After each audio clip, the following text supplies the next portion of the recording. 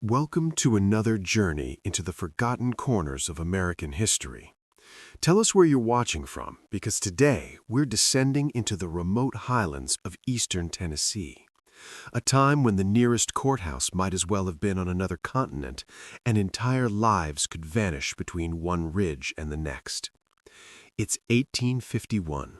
The nation is fractured by debate over slavery, dazzled by the promise of Western expansion, and lurching uneasily toward a future it can't quite see. But in the deep hollows of the Cumberland Plateau, time doesn't move the way it does in the cities. Here, the same families have farmed the same narrow strips of bottomland for 5 and 6 generations. The roads are little more than muddy suggestions. A county sheriff might pass through once a season if the weather held and he had no other reason to stay away. Out here, people minded their own, and silence was a virtue worn like armor. In Harlan's Fork, a small settlement tucked into the wooded folds of Bledsoe County in northeastern Tennessee, there was a stretch of land that travelers gave a wide berth without quite knowing why. It lay up a switchback trail that climbed steeply from the main road, vanishing into a corridor of old-growth hemlock and red oak, so dense that even summer sunlight couldn't properly reach the ground below. The locals had taken to calling it Dread Hollow. No official designation, just a name that passed from mouth to mouth in feed stores and at church steps, always spoken quietly, always followed by a change of subject. The family that held that land went by the name Cranach. Nobody could say precisely when they'd arrived. Some old-timers swore the Cranachs had been in those hills before the first surveyors ever mapped the county. Others claimed they'd drifted down from Virginia, chased out of somewhere by something no one thought to ask about. The head of the family was a man named Absalom Cranach, angular and gaunt, with colorless eyes that held a quality of absolute stillness, like a pond in winter. His wife, Delphine, was seen even less than he was. On the rare occasion she appeared in Harlan's Fork, she moved through the streets like a shadow given shape, wrapped in dark wool regardless of the season, her gaze never lifting from the ground beneath her feet. The Cranach farm, by any honest accounting, had no right to sustain people. A few rows of struggling corn, a garden more weeds than vegetables, a pair of goats that looked like they were losing a slow argument with mortality. No cash crop, no significant livestock, no timber operation, and yet the Cranachs persisted, season after season, always able to pay for their flour, their salt, their lamp oil. The question of where that money came from settled like smoke over Harlan's Fork, unspoken but constantly present. Travelers disappeared in those mountains. That was simply the reality of life on the Cumberland Plateau. The terrain was unforgiving, limestone sinkholes hidden beneath leaf litter, creek crossings that became death traps when the rains came, predators that hadn't read any agreement about keeping their distance from humans. Disappearances weren't unusual, but the ones that happened near Dread Hollow carried a different character. In 1843, a hardware merchant named Cornelius Albright set out from Knoxville bound for a customer in Virginia. His wagon was discovered 3 weeks later, rolled off a side trail and half concealed in brush less than 2 miles from the Cranach property. The hardware was gone. The horses were gone. Cornelius Albright was never seen again. In 1845, a young couple named James and Harriet Moorfield passed through on their way to her parents' home in Kentucky.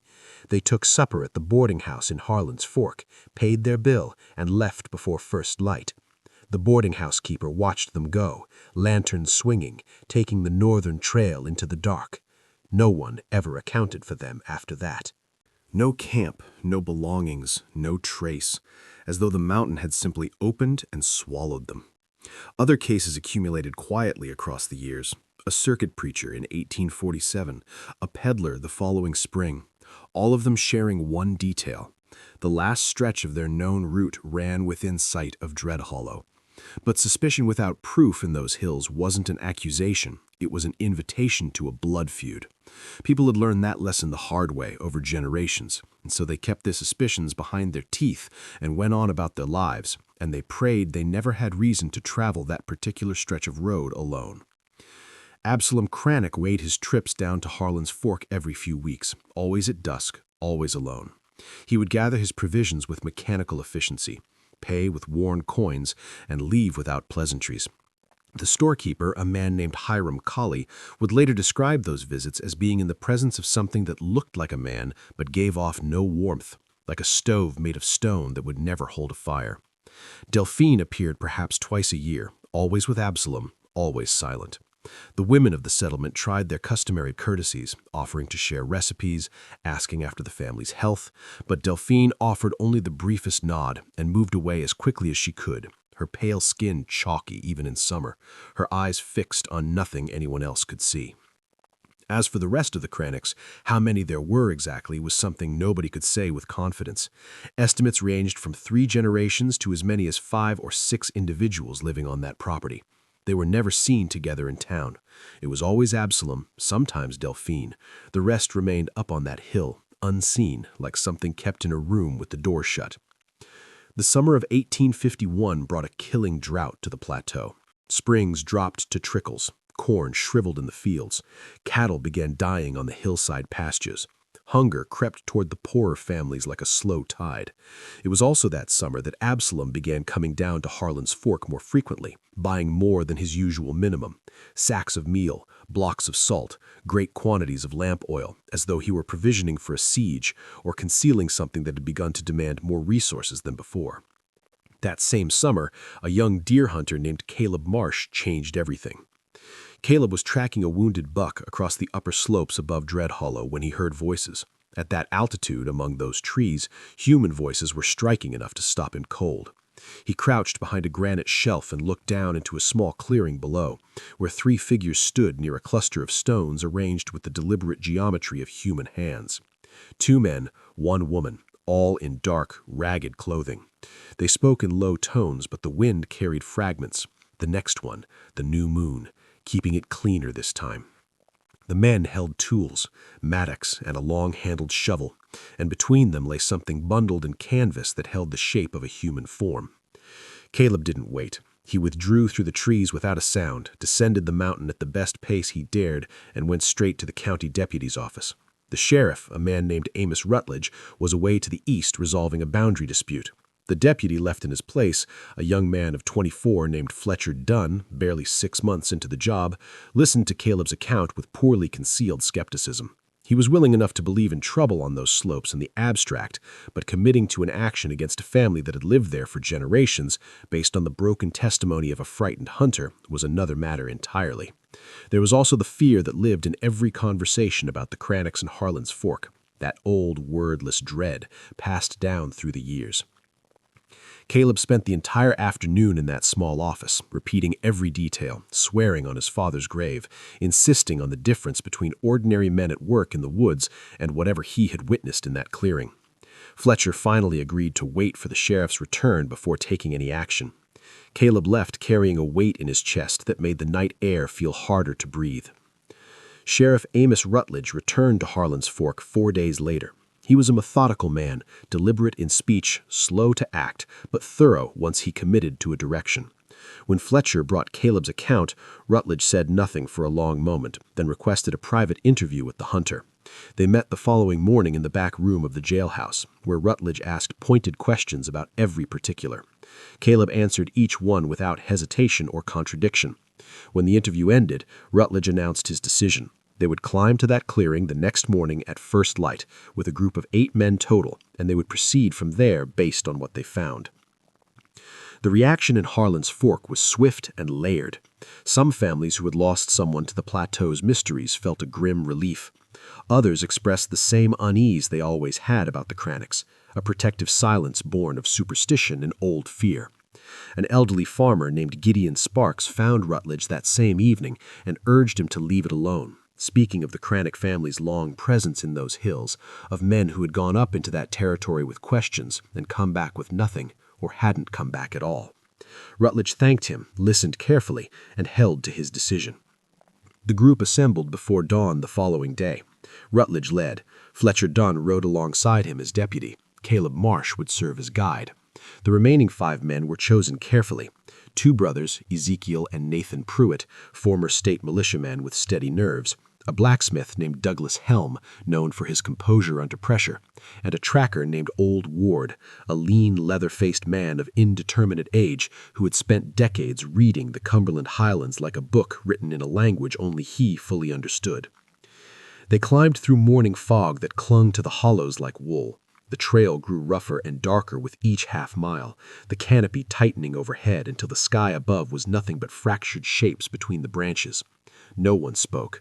The only sounds were footfall and breath and the occasional distant note of a wood thrush. The clearing took nearly 3 hours to reach. When they broke into the open space, Caleb pointed to the stone formation without a word. Old Ward went to work immediately, moving around the perimeter of the rocks in a slow circuit, crouching, pressing his fingers into the earth, reading the compressed soil and disturbed leaf mat the way a physician reads a pulse. He rose and gave Rutledge a look that confirmed everything. Recent disturbance, multiple individuals, evidence of something heavy being moved through the area. Rutledge ordered a systematic search. The men spread outward in a pattern, careful not to destroy what might be evidence. Nathan Pruitt found the first item, a strip of cloth caught on a briar, its weave too fine for working clothes, darkly stained at one edge. Caleb found cut segments of braided rope, still knotted around a low branch, the fiber frayed and stressed in a way that told its own grim story. Then Douglas Helm, working his hands carefully through the soil near the central rock cluster, turned up a row of small metal buttons, 4 of them, engraved with a vine and flower pattern, the kind that adorned a lady's good dress rather than everyday frontier clothing. Rutledge picked up one of the buttons and turned it in the gray-green light coming through the canopy. A specific memory surfaced in him with uncomfortable force. Harriet Moorfield, the young bride who had vanished with her husband 6 years prior, had been wearing a dress with decorative buttons when last seen. Her mother had described them repeatedly to anyone who would listen during the fruitless weeks of searching afterward. The description had matched exactly what now rested in Rutledge's palm. He ordered them to dig. They worked with branches and bare hands, peeling back layers of earth and packed leaves, but the deeper they went, the less they found.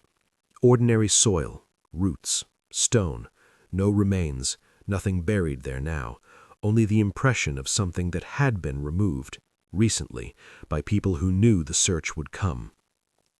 Rutledge called the digging to a halt. He looked at his men, and without anyone saying it aloud, the same conclusion passed between them. Whatever had been here was now on the Cranach property. He said as much out loud. The silence that followed was heavy. Searching a private holding without a warrant was legally fragile ground. The evidence they had, buttons, cloth, rope, one man's testimony, might not survive a courtroom challenge. But Rutledge also carried 6 years of vanished travelers on his conscience, of reports he'd received and not pursued far enough, of families who'd waited for answers that never came. He announced that the physical evidence, combined with Caleb's direct account, gave him sufficient cause for at least a formal inquiry at the Cranach house. The descent to the property took less time than the climb, but felt longer. When they finally emerged from the trees and saw the structure for the first time, the group stopped as one, instinctively. The Cranach house was a 2-story timber building, gone gray-black with age and moisture, its roof shingled and warped boards beneath a thick mattress of moss, one corner of the structure visibly sinking into the hillside, as though the earth were slowly reclaiming it. No flowers, no tended fencing, none of the small gestures of pride that even the humblest homestead typically displayed. A half-collapsed outbuilding sat to one side. The air above the stone chimney showed a thread of smoke, thin, pale, persistent. Rutledge straightened, drew a breath, and led the group toward the door. His boots on the porch boards sounded obscenely loud in the silence, a silence so complete that even the birds seemed unwilling to break it. He raised his fist to knock. The door opened before he reached it. Absalom Cranach stood in the frame exactly as people had described him for years, tall, angular, the color gone from him as if something had leached it away. His deep-set eyes moved slowly across the 8 men without a trace of surprise. He showed no alarm, no indignation, just that unnatural stillness. Rutledge identified himself as Bledsoe County Sheriff and stated plainly that he had come to ask questions regarding the disappearances of travelers in the surrounding area and regarding evidence discovered in proximity to Crannock land. Absalom was quiet for a moment. Then he said in a voice like old timber shifting under weight that mountains were hard country, that people came to grief in remote terrain, that this wasn't news to anyone who'd lived here long enough. Rutledge replied that he was not speaking about ordinary accidents. He was investigating a pattern of disappearances concentrated around a specific location with physical evidence to substantiate his concern. Something shifted almost imperceptibly in Absalom's expression. Not guilt, not fear, something closer to the remote amusement of a man watching a card game unfold from a distance, already knowing which hand would win. A slight movement at the corner of his thin mouth. Then he said that the truth was something most visitors to these mountains were poorly prepared to receive, that the hills kept their own counsel, and always had, but that if the sheriff was determined to proceed, he was welcome to come inside. The family would answer what questions they could. He pushed the door wide open. The interior breathed outward at them, an odor of mildew, old smoke, and something organic and wrong that several men instinctively recoiled from, covering their mouths with their sleeves. Rutledge glanced back at his men, read the mixture of resolve and fear on their faces, and stepped across the threshold. Inside, the house was darker than the overcast day outside had any right to produce. Heavy fabric blocked every window. A scatter of tallow candles provided a shifting, insufficient light that made the angles of the room uncertain. The furniture was mismatched and sparse, a long table of black wood at the center, chairs that looked gathered from a dozen different abandoned households. The walls were bare except for damp patches and a series of dark marks near the floor that might have been scrapes, might have been something else. The floorboards groaned under every step. Absalom shut the door behind them. The other family members emerged from the shadows in ones and twos. Delphine appeared from a side passage, pale as birch bark, her eyes unfocused, her movements slow and deliberate, as though she were navigating by a map only she could see. Behind her came a younger man, perhaps 30, who shared Absalom's hollowed-out look, but whose hands shook slightly at his sides, the fidgeting energy of a trapped animal. An elderly woman, hunched nearly double, her breath wet and labored. 2 more men, brothers by their identical blankness, who stationed themselves at the edges of the room without being asked. 6 Crannocks, visible and still, watching the 8 visitors with an expression Rutledge struggled to name. Not hostility exactly, more like calculation or anticipation. He asked his questions directly. He named the missing: Cornelius Albright, James and Harriet Moorfield, the preacher, the peddler. He asked whether anyone in the family had encountered these people in the respective years of their disappearance. Absalom answered for all of them, vague, smooth, unhurried. They rarely saw outsiders. They had no record of who passed along the distant trails. The mountains claimed people through a dozen natural causes. This was simply the character of the land. Rutledge produced the buttons recovered from the clearing.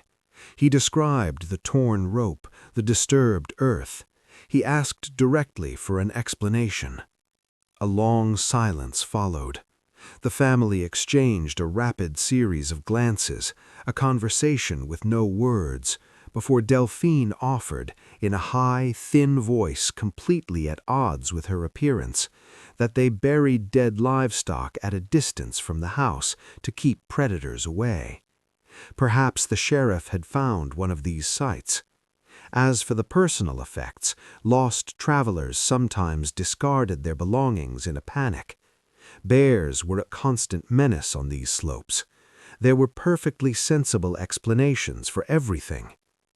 The explanation hung in the air of the room, technically coherent, entirely hollow. Rutledge asked to inspect the premises. For the first time, something changed in Absalom's face, a tightening around the eyes. The faint suggestion of a smile disappeared completely.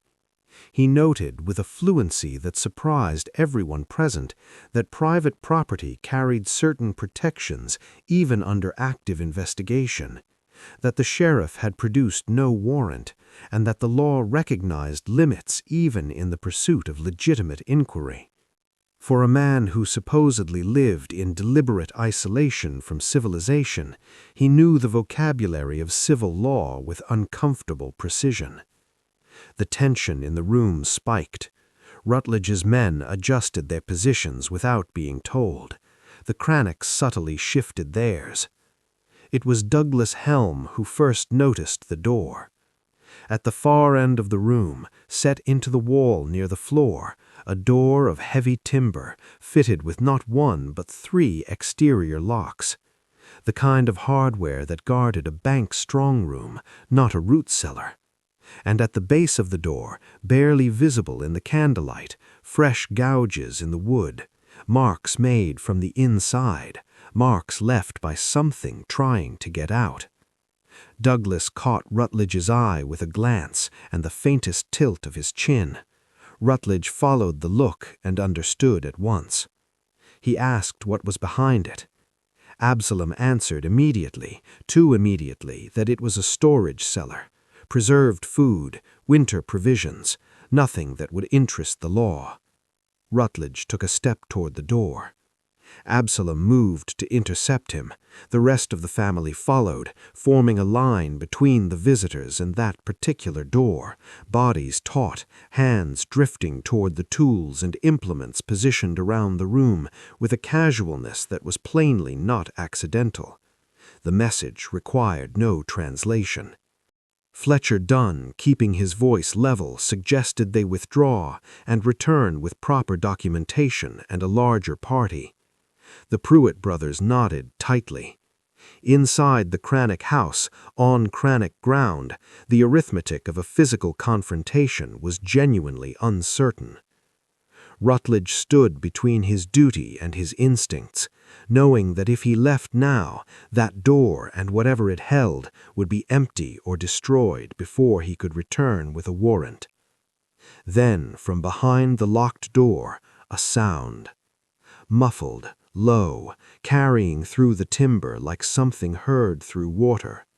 A human sound, a sustained moan of pain and desperation that started, held for 3 or 4 terrible seconds, and then cut off sharply, as though silenced by an outside hand. Every man in the room heard it. Nobody spoke. Rutledge no longer needed a warrant. The sound of a person in distress gave him all the authority the law allowed. He announced his intention to open the door. Absalom refused, his voice rising now, the pretense of hospitality gone. The Crannocks pressed forward. 8 hammers being drawn back is a distinctive sound. It spread through the room like a breaking wave. The Crannocks froze. Rutledge gave his ultimatum. Open the door voluntarily and permit a full inspection, or every person in this house would be taken to Harlan's Fork under arrest for obstruction and suspicion of serious crimes against persons. He would not ask again. The silence lasted long enough to be its own kind of answer. Absalom's face worked through a series of private calculations. Then, with the slow movements of a man who understands that one era has ended and another has begun, he stepped aside. But before moving, he said something that Rutledge would turn over in his mind for the rest of his life.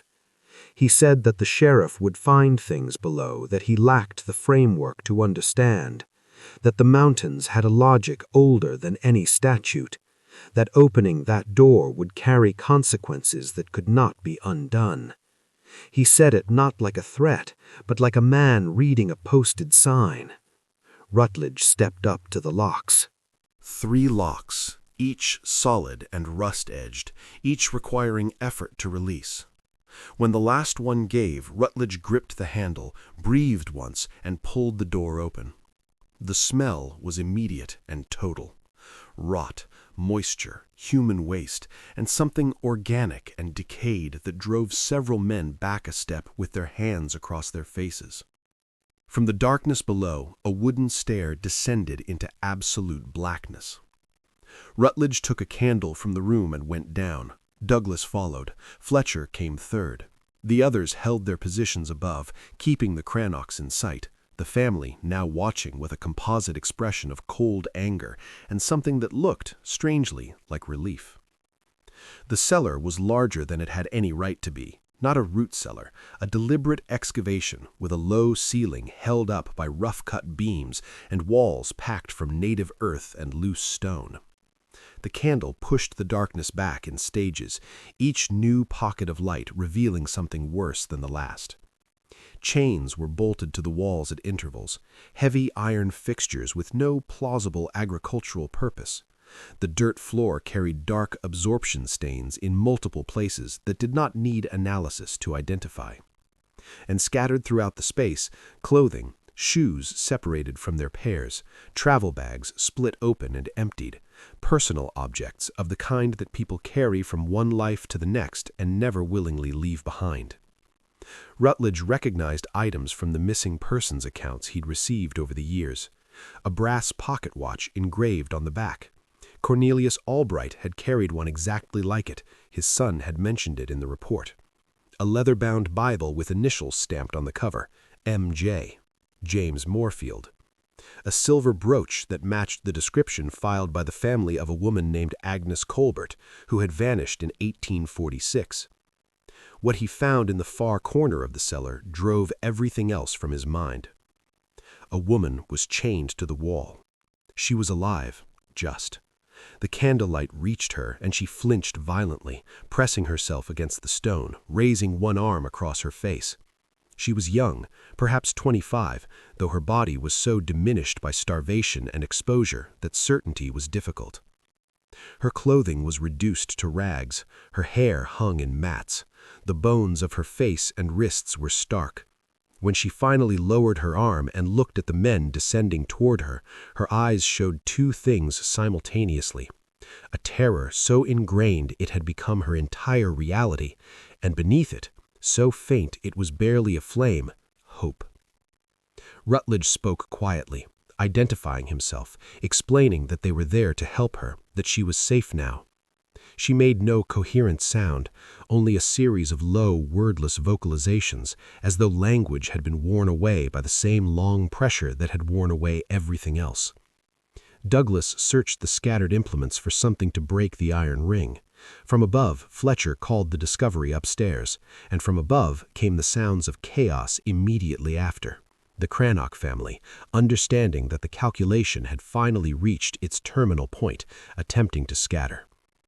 The noise of struggle, furniture toppling, running feet. The Pruitt brothers and Old Ward moved to contain them. The house became a scene of controlled violence, shouts and the crash of bodies against walls, and then a gradually restoring order, as 7 men with firearms reasserted control over 6 people who had none.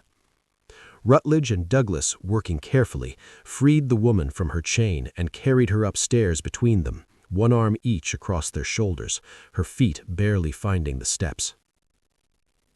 The scene in the main room when they emerged from the cellar had settled into grim restraint. Ezekiel Pruitt had Absalom against the wall, the old man's wrists pinned. His composure was gone now, replaced by something that looked almost like fury, but held strangely in check, the fury of a man who has been interrupted rather than defeated. The other family members were variously secured, kneeling, bound, or cornered under rifle. Rutledge laid the rescued woman gently on the floor, using his own coat to cover her. She shivered continuously despite the room's warmth, a trembling that seemed to originate somewhere below the physical. When Fletcher attempted to offer water, she recoiled from his approaching hand like a wild thing. The response wasn't personal, it was trained. Absalom, restrained but no longer resisting, began to speak. What he said over the next few minutes was delivered in the same measured, reasonable tone he'd used to discuss the weather or the price of salt. He explained, and the word is chosen deliberately because he genuinely seemed to be explaining rather than confessing, that the Cranach family had lived on these terms since before anyone present had been born. His grandparents' grandparents had practiced the same economy in the Scottish Highlands before crossing the ocean. Travelers who ventured alone into remote mountain country were, in his accounting, making a choice whose natural consequences included the possibility of being taken. The family needed labor it could not otherwise afford. The mountains offered it. Those who proved useful were kept alive and fed, minimally but fed. Those who ceased to be useful were carried to places in the high terrain where they would not be found, and left. He spoke of it the way a man speaks of crop rotation or the culling of livestock. Fletcher Dunn, listening from across the room, said it was the most frightening thing he had ever heard, not the content alone, but the tone, the absence of any sense that anything unusual was being described. Rutledge ordered all Cranach family members bound and prepared for transport. Before leaving, he wanted a fuller search of the property, the outbuilding, the surrounding land. He directed Old Ward and the Pruitt brothers to conduct a thorough sweep while he remained with the prisoners and the survivor. Old Ward found the secondary structure behind the collapsed barn, a rough-built lean-to concealed beneath a decade's worth of climbing vegetation. Inside, clothing, removed from multiple individuals and retained, some of it carrying the dark marks of violence. Tools of restraint, personal objects bundled carefully as though kept for inventory rather than use. The full scope of what they were looking at began to settle over the group like weather. Rutledge sent Old Ward ahead at a run to bring back help. More men, a proper wagon, and the settlement's physician, a man named Dr. Ambrose Cale. The wait lasted the better part of an afternoon, the survivors and prisoners occupying the same dark house in a silence that felt charged from edge to edge. Dr. Cale arrived with 7 additional men from Harlan's Fork and a wagon pulled by a matched pair of draft horses. His initial examination of the rescued woman was grave. Severe caloric depletion, dehydration, structural injuries to both wrists consistent with long-term restraint, and psychological trauma of a depth that precluded any quick accounting. He judged her to be in her mid-20s, previously healthy, now barely maintaining the margins of survival. With sustained care, he said, her body could recover. Her mind would require much longer, and there were no guarantees. He administered water in careful increments and had her wrapped in blankets brought from the wagon. The Cranachs were loaded aboard the wagon under heavy guard, bound individually and seated apart from one another. The men from Harlan's Fork, who had come as reinforcements, regarded the prisoners with expressions ranging from barely controlled anger to something quieter and more complicated, the look of people confronting the confirmation of a fear they'd carried for years without wanting to acknowledge. Rutledge intervened twice during the loading to prevent physical retaliation. The rescued woman was transported on a stretcher carried by 4 men rotating in pairs. The descent consumed hours. The wagon had to be manhandled through the worst sections of the trail. By the time the group reached the widening of the road where wheeled vehicles could travel properly, the light had gone amber and was failing fast. They reached the outskirts of Harlan's Fork after dark. The entire settlement had come out to meet them. People lined both sides of the main road holding lanterns and pine torches, the light turning their faces orange and unsteady. When the wagon carrying the Cranachs came into view, a sound moved through the crowd. Not a cheer, not a shout, something more elemental and quieter. The sound of years of suppressed knowing finally confirmed. Some people wept without appearing to notice they were doing so. Others stood completely still, processing the sight of people who had lived in their midst for generations finally being brought to account.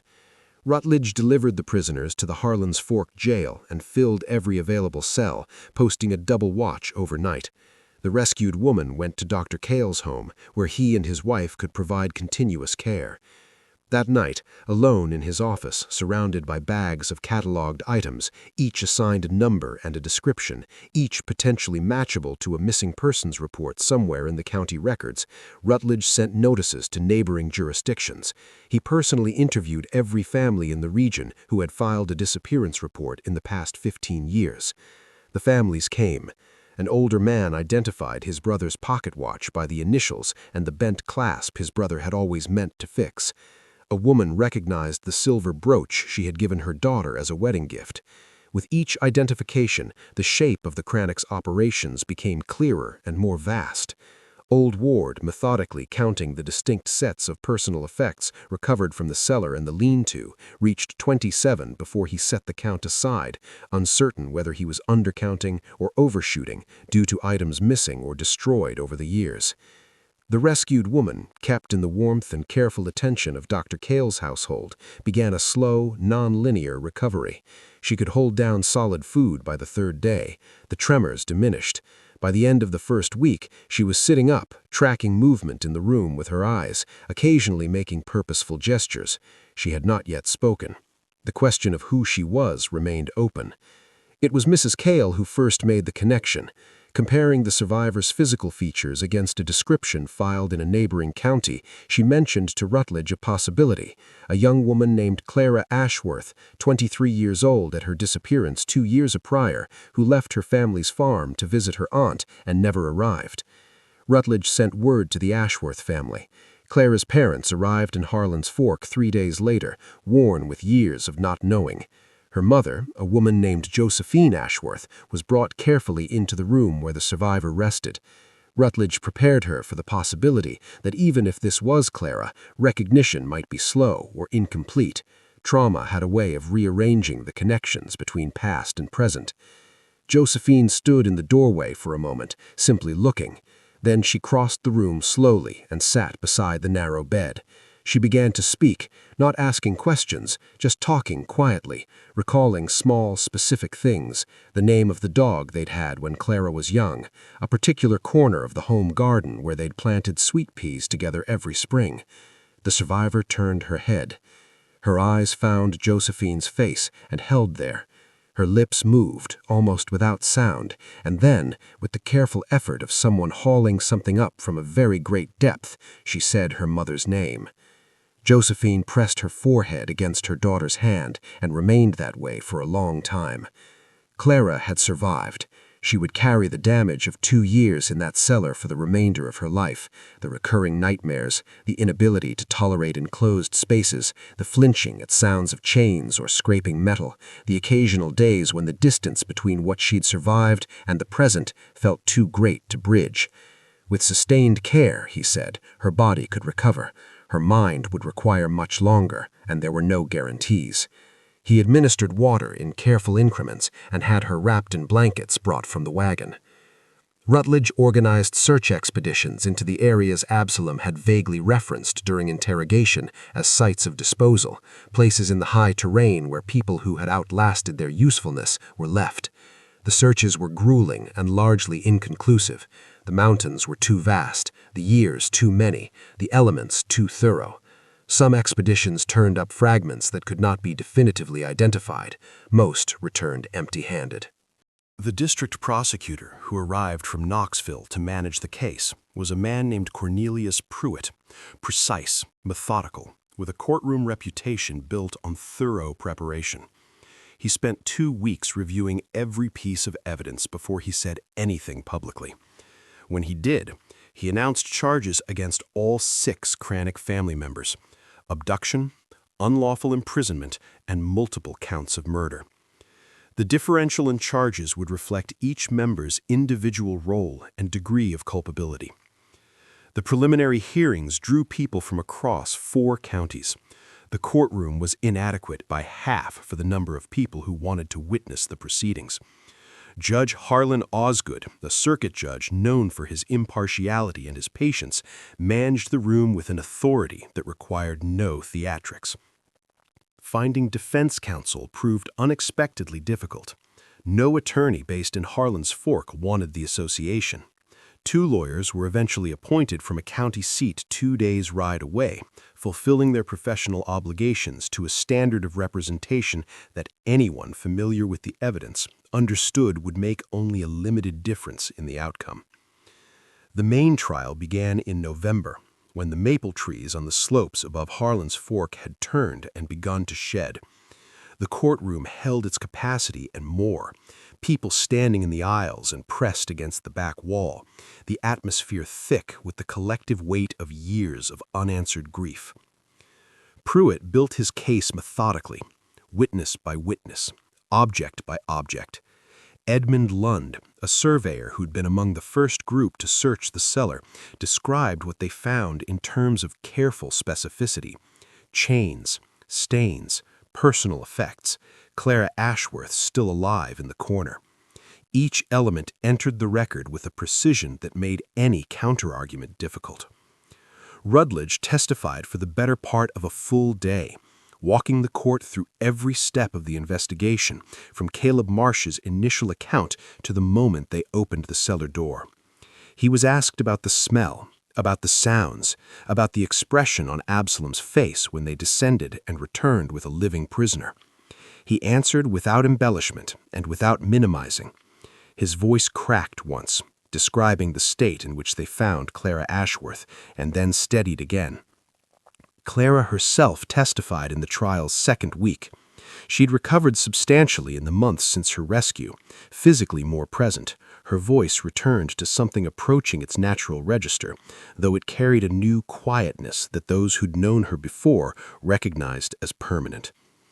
She described being taken, having accepted what appeared to be genuine assistance from two members of the Cranick family when her horse threw a shoe on the trail. She described being brought to the house. She described the door closing behind her. Beyond that, her testimony moved through the years in general terms: darkness, cold, hunger, other voices in adjacent spaces that eventually fell silent, days made uncountable by the absence of any marker to distinguish them.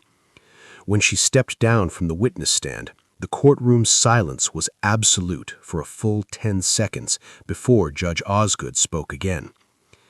The defense argued that the Cranick family's moral framework had been formed by generations of isolation, that the standards of civilized society could not straightforwardly apply to people who had been raised entirely outside its reach.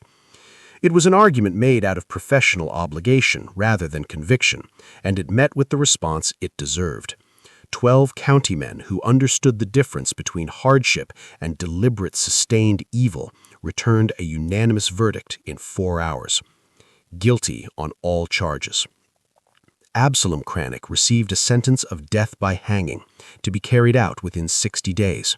He received it with the same expression he had worn throughout the trial: blank, distant, as though the proceedings were a kind of weather passing over him rather than a judgment he was the subject of. The sentencing of the remaining family members was completed across subsequent weeks, each calibrated to individual culpability. Delphine was determined mentally unfit for criminal trial in the traditional sense and was committed to a state institution under indefinite care. The younger men received extended prison terms. The older woman, whose capacity for active participation in the crimes was more ambiguous, received a lesser sentence after considerable deliberation. The execution was held on a cold morning in early January 1852, the kind of day where the breath of every person present fogged the air, and the frost on the surrounding trees caught what little light there was. Rutledge attended in his official capacity. Absalom walked to the scaffold with the same measured pace he had brought to everything, unhurried, unafraid, or simply beyond the reach of ordinary fear. He declined to speak. He nodded when he was ready. When it was over, Rutledge stood for a moment in the cold silence of that gray morning, feeling not satisfaction exactly, but something more like the closing of a door that had been left open for too long. Harlan's Fork healed slowly and imperfectly, the way communities always do after something that cannot be fully absorbed. Clara Ashworth went home to her family's farm. She planted sweet peas with her mother the following spring, in that corner of the garden where they always grew best. She married several years later and built a life of her own, marked by the damage she'd survived, but not wholly defined by it. She very rarely spoke about the cellar or the years spent in it.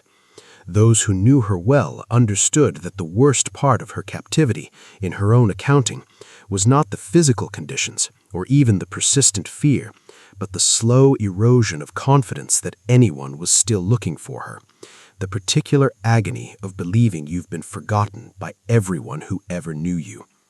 Her rescue had answered that doubt permanently, and it was this, she sometimes said quietly, that allowed her to live the rest of her life forward rather than backward. The Cranach property was burned by county order in the spring of 1852. A group of volunteers carried torches and oil cans up the mountain on an April afternoon, and the smoke from what had stood in Dread Hollow was visible from the settlement for most of the day. The cellar was collapsed and filled with rocks hauled up from the stream bed below. Within a few seasons, the vegetation had begun the long project of reclamation. Within a decade, the untrained eye could not identify the location as anything but ordinary hillside. Rutledge spent the remaining years of his tenure reorganizing how the county handled missing persons reports, establishing communication channels with neighboring jurisdictions, creating a central record that allowed patterns to emerge across individual incidents, organizing regular patrol presence on the remote trails that had previously been left entirely to themselves. He kept the unclaimed personal effects from the Cranach cellar in his office for the rest of his career. And occasionally, over the years, someone would come asking.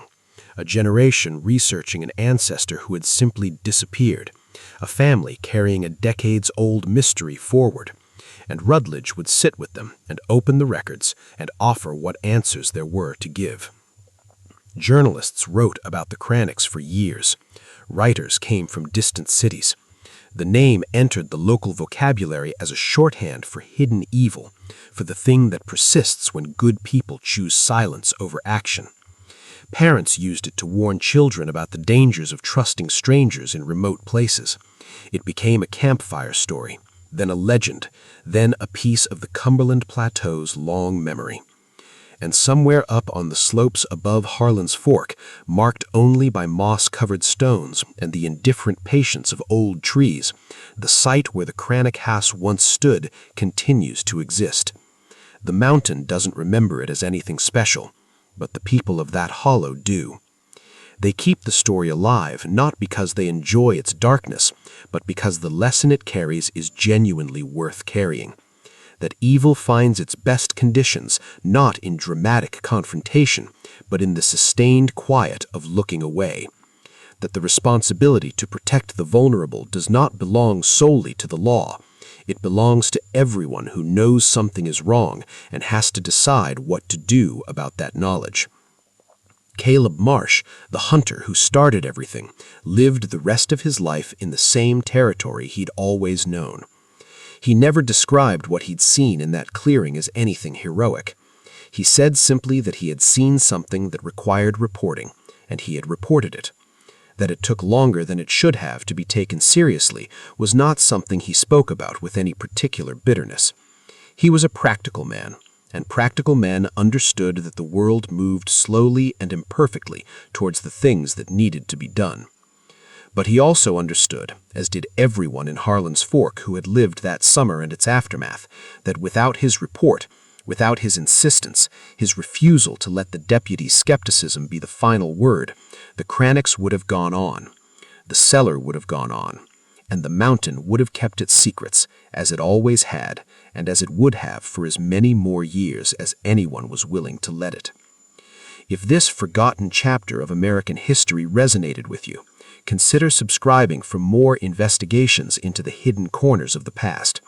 Leave a comment telling us where you're watching from, or share another historical mystery you'd like us to explore. Turn on notifications. There's always more waiting in the shadows. Original script. All characters, names, and locations are fictionalized for narrative purposes.